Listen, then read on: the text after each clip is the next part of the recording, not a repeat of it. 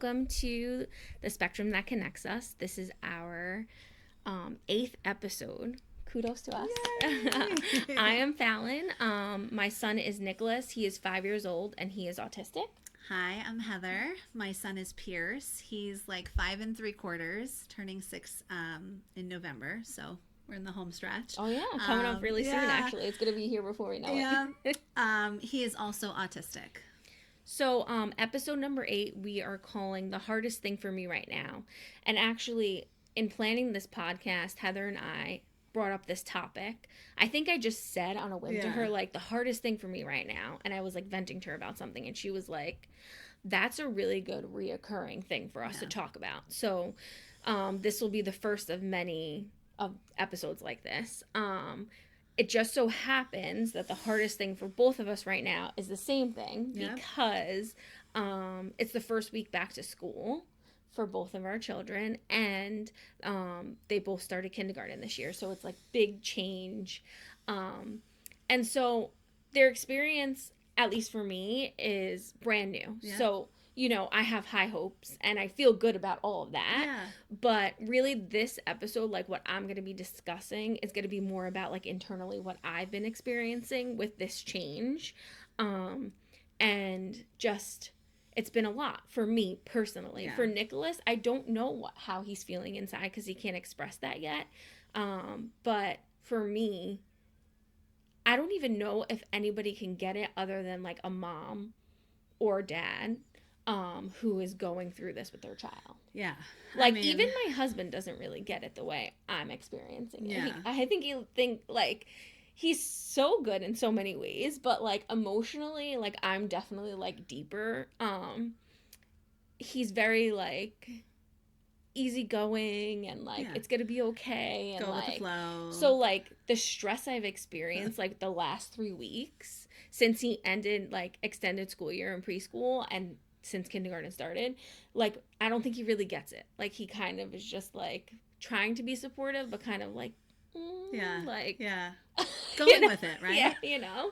So, it's been definitely a roller coaster. Yeah, I mean, I think for us it's very parallel, too. I don't know if it's, like, mom role versus dad role, or just, like... Our specific examples happen to be similar, but layering on it for me, like this is the first time in a decade where I don't have a child home with me the majority of the day. So my daughter just started 5th grade, which feels like a huge milestone in and of itself. And then with Pierce starting kindergarten, he's my second, my youngest, and so I think you make a really good point. Like, yes, we could talk about special education kindergarten. I'm sure it's going to come up in this conversation and in many others. But I do think it's more right now in the moment about like motherhood and the experience of sending a child to kindergarten, and then layering on top of that, having your child be autistic in a special ed kindergarten program and not able to really communicate directly what the experience is like for them. So I do think a lot of it's about us as moms. Yeah. So Nick's first day went like really well, like on paper, I would say. I was definitely more nervous than him, I think 100%. But he went in brave. Like, he was like, kindergarten is cool. Like, we kept saying that line over and over again in our house. And so he was repeating it. And he, you know, walked in with his teacher and he was brave. And I got like a little note from the teacher in the middle of the day during, I think it was like their lunch and her break probably. She wrote like, he's having a good day, and sent little pictures to everybody. And he came out happy. So he went in happy and he came out happy, and that's all I could go off of, really, and what the teacher told me. He wore his little crown out, which, like, is such a little thing, but for me, it's a big thing. I remember, like, 3 years old, like, he would not wear a crown on his head. And I'll be honest, Pierce did not wear his out, which is something that I jotted down in our notes, like, because I remember my daughter wearing hers out, and it feels like a rite of passage a little bit, so that kind of it's a sensory thing, you know, totally. so I always just was like, no, he won't wear it. Like, but all of a sudden, like mid this year, like people started to bring in birthday hats to school, and like he'd come out with like a birthday hat on, and I'm like, oh, I guess he's like getting it and like adjusting a little bit more to that feeling.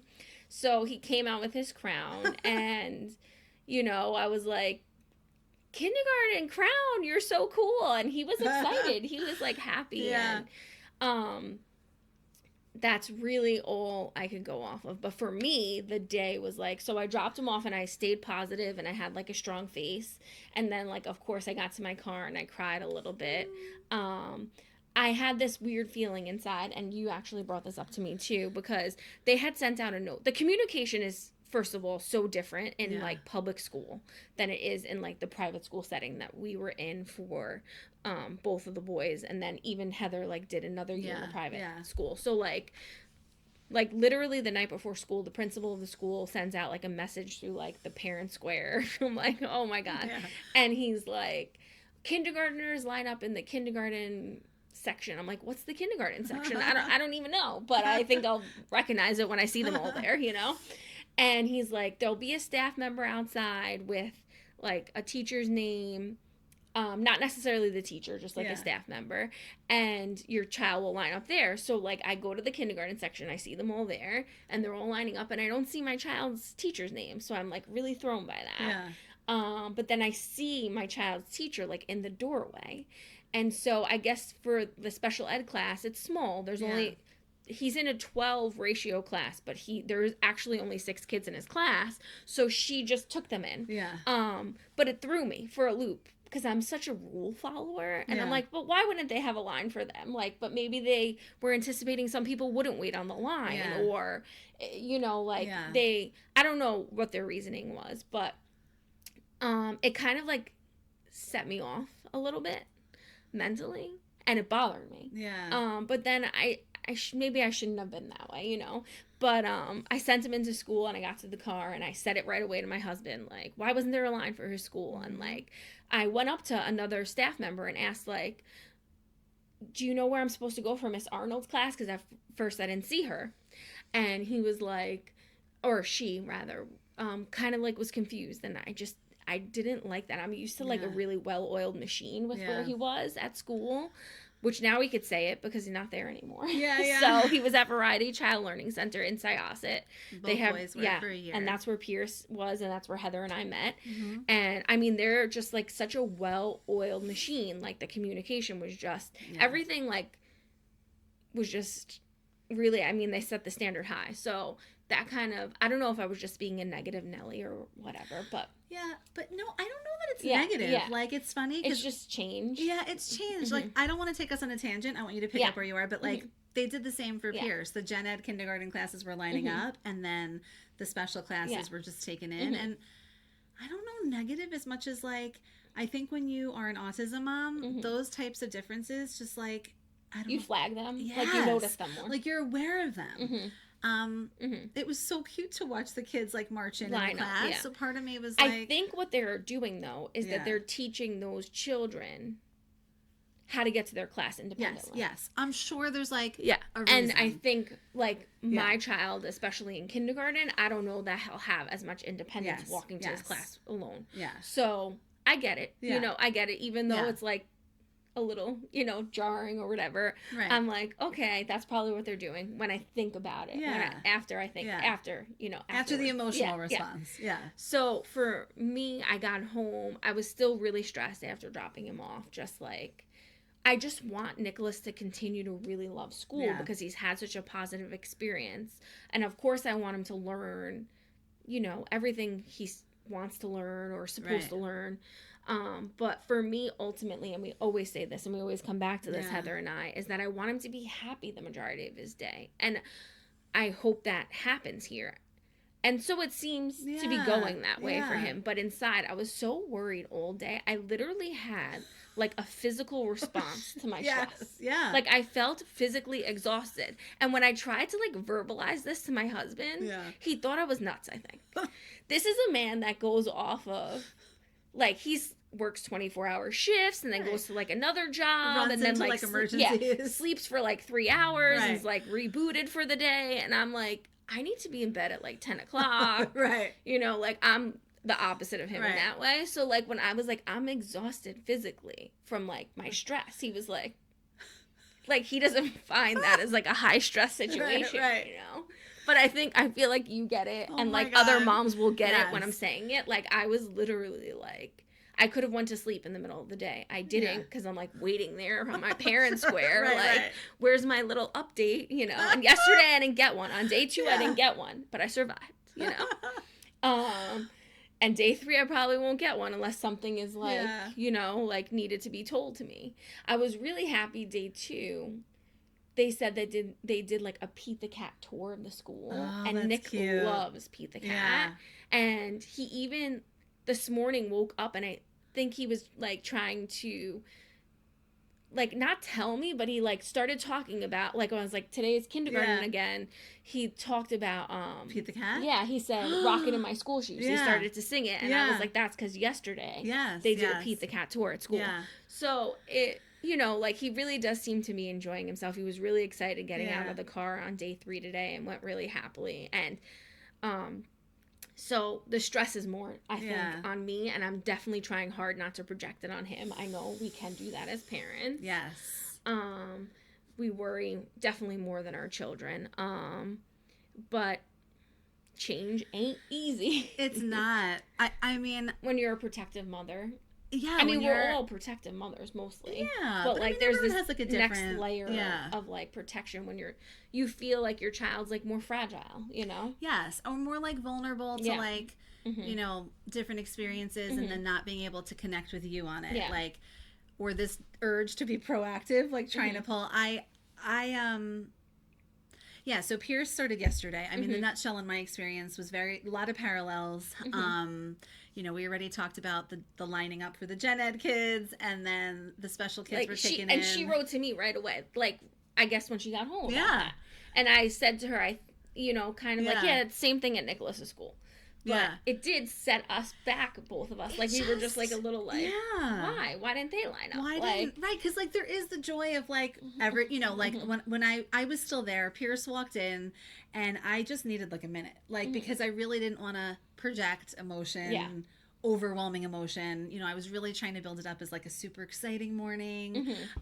So when he walked in, I just stood in the back, and I actually started to cry a little bit. I didn't have sunglasses to pop on. I know a lot of moms that's a mistake. Like use, I had mine, thank God. And there was a teacher who came over to me, and she's like, "I'm new here, but it looks like you could use a hug." She was part of the gen ed class. That's really nice. And it was really nice. And she was like, "My kids, my youngest is in 10th grade. I have 2 college kids." She's like, "It just never really gets different. Like change is hard." So like receiving a hug was really nice. And it wasn't like an overwhelming cry, but it was a cry. And I think it was like autism aside. It's like my littlest guy. It's kindergarten. And also like that adrenaline. Like I went back to my house. My house looked like a tsunami had come through it. Like actually a tsunami between like the lunch stuff and my 10-year-old daughter with her clothes. And it just was like a lot. And yeah, got like an update in the middle of the day. Of course, like nonstop thinking about him and her.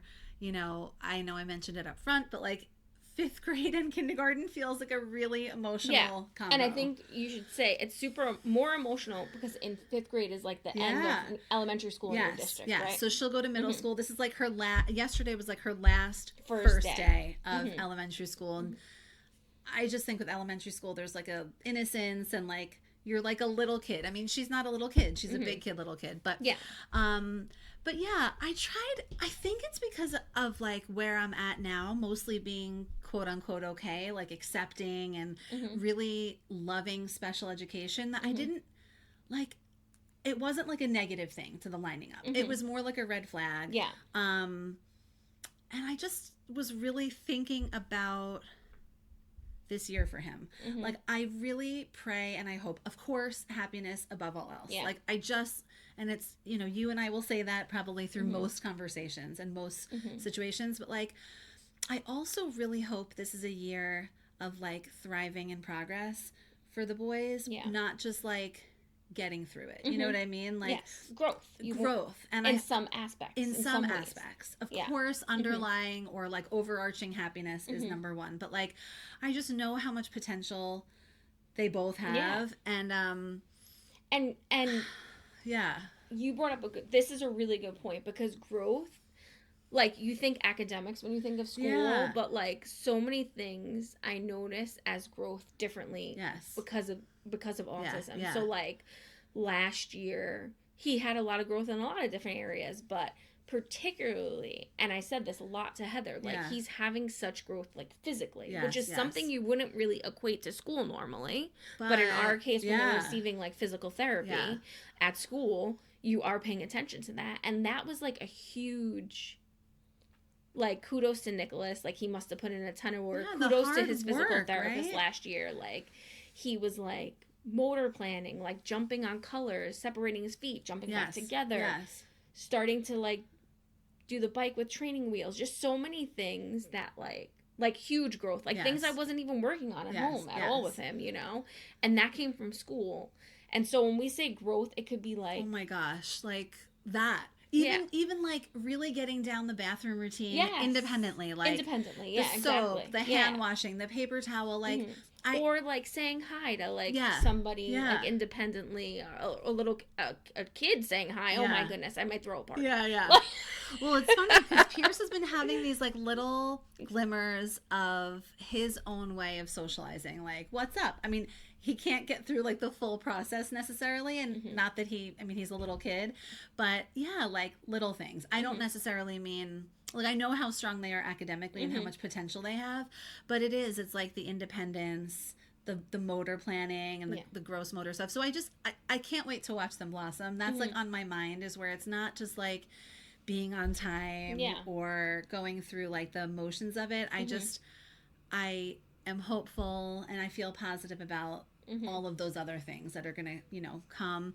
I couldn't help a little bit, although I feel like I'm in a really good place where I'm not actively doing it in like a negative way, but like, because I've experienced kindergarten already once, I kind of can't help, nor I guess should I force myself into trying to, but I can't help a little bit comparing like my experience with gen ed kindergarten and now this new experience. And I think how I kind of reconciled it yesterday, where I was like to myself, I was like,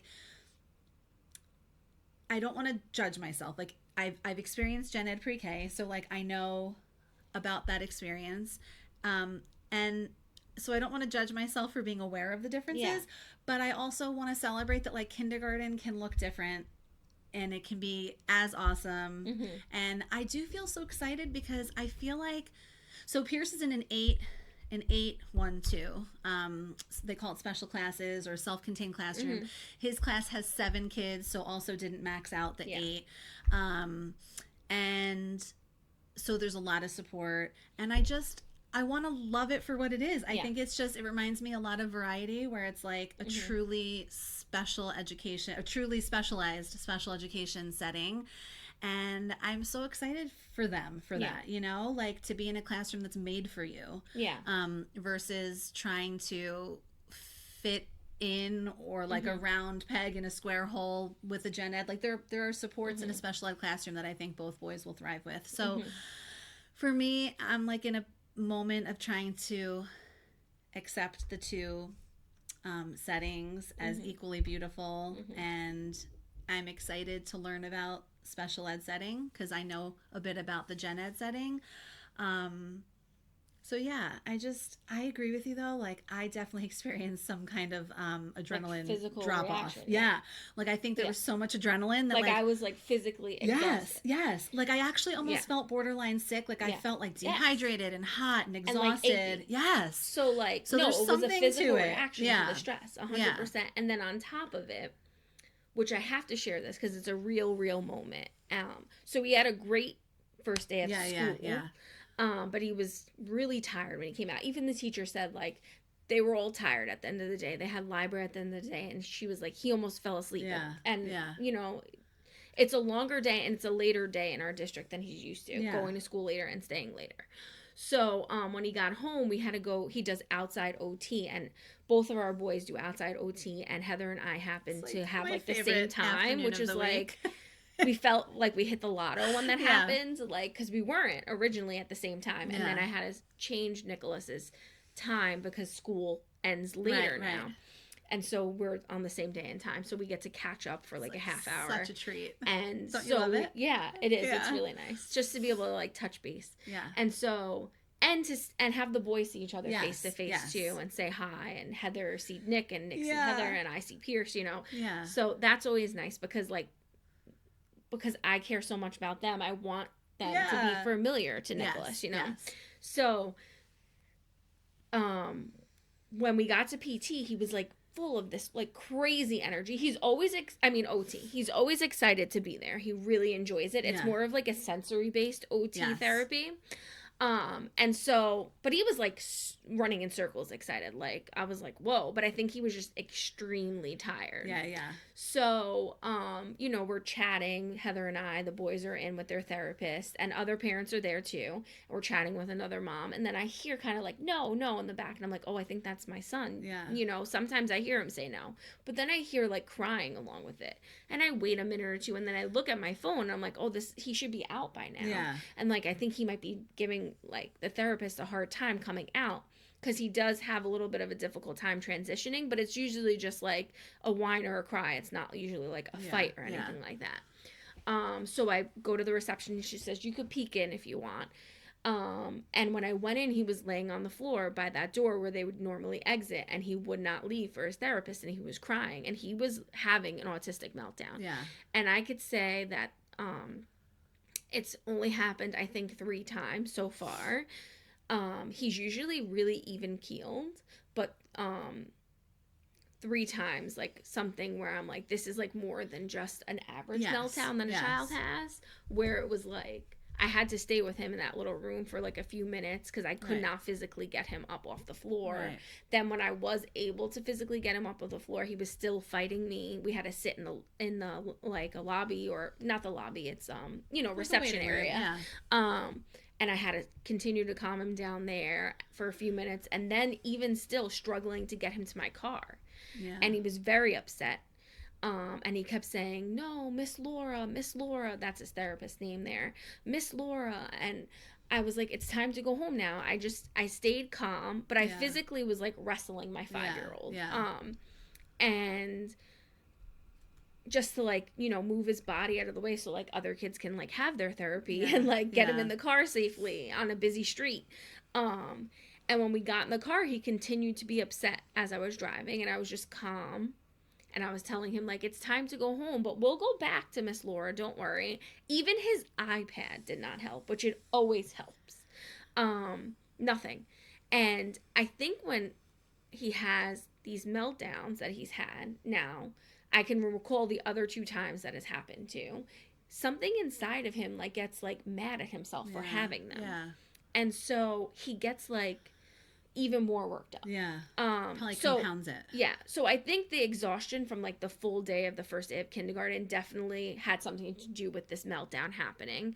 And then maybe being in like a familiar setting that he loves, and kindergarten was so new and different. Yeah. Maybe he was clinging to that. But in the car, he was crying still, Miss Laura, Miss Laura. And then all of a sudden he started to say, shoes. I never put his shoes on.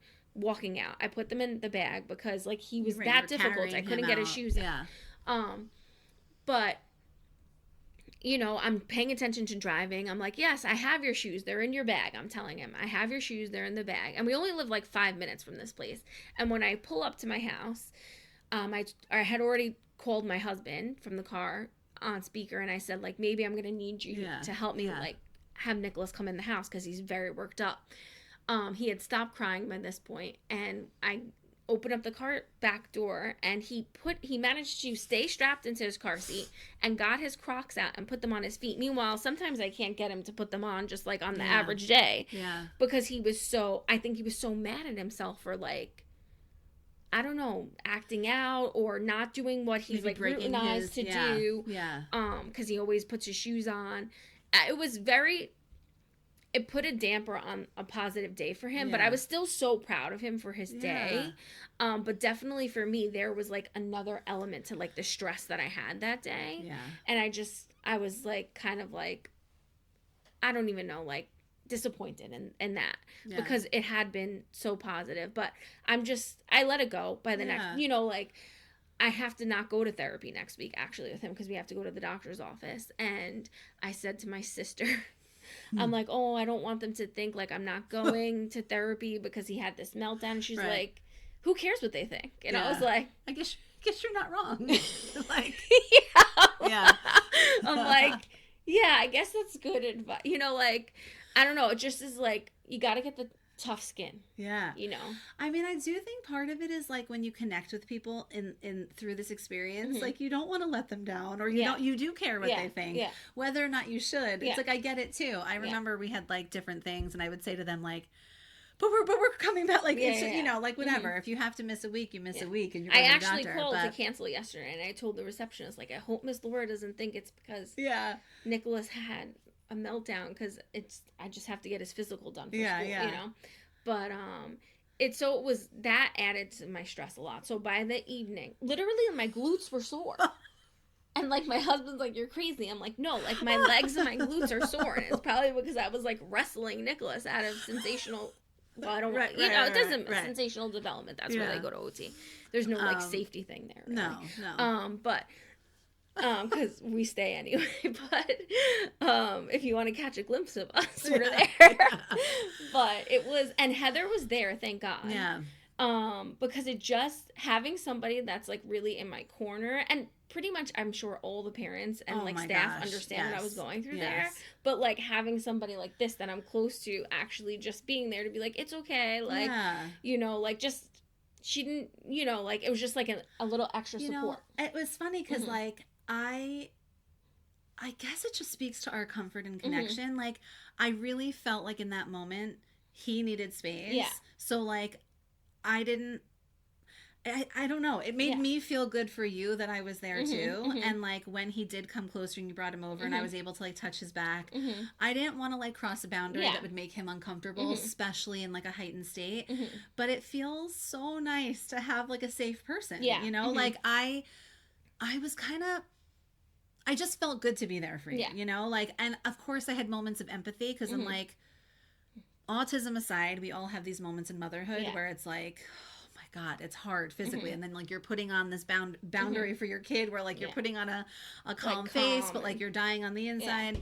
It just feels nice to have been there for you guys. To even put my hand on his back for like a split second felt like, even though I'm not necessarily doing anything, I felt like maybe just like a safe hand felt good.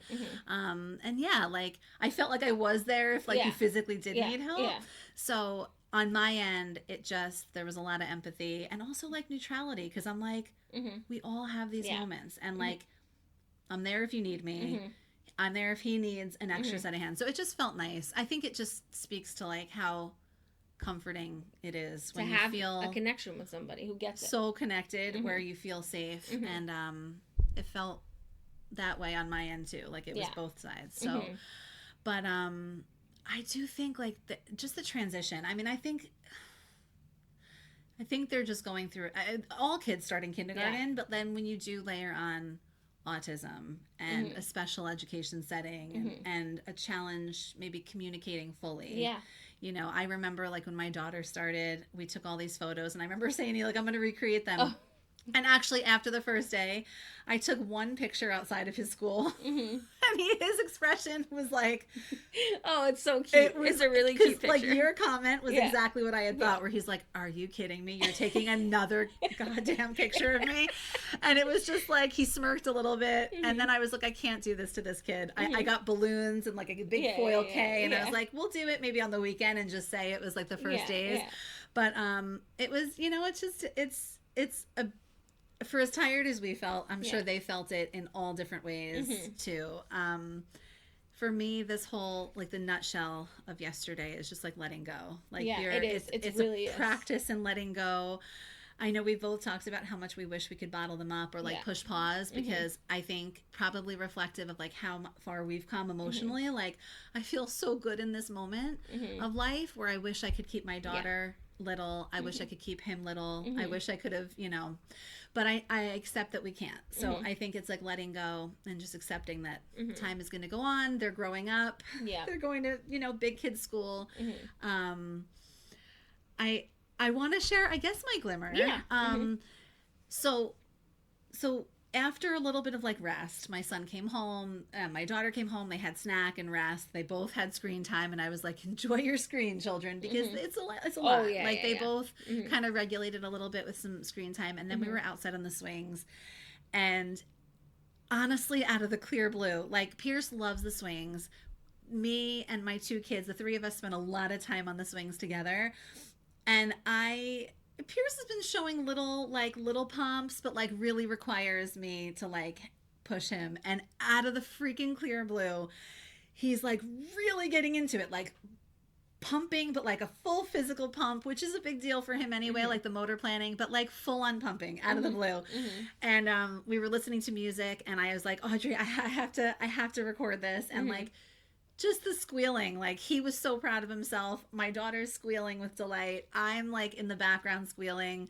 It was such a glimmer and such a win. It felt like so symbolic, like two big boy things. Like a sign. Like, yes, like a sign that things are coming. Yeah. And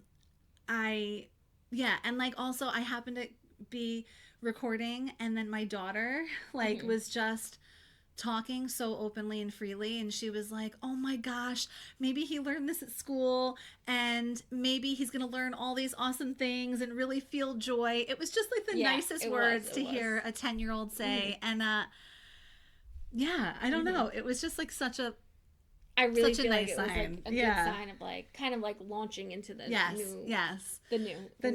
Yeah, so it was nice. That was a happy moment. I obviously saw the video. Yeah.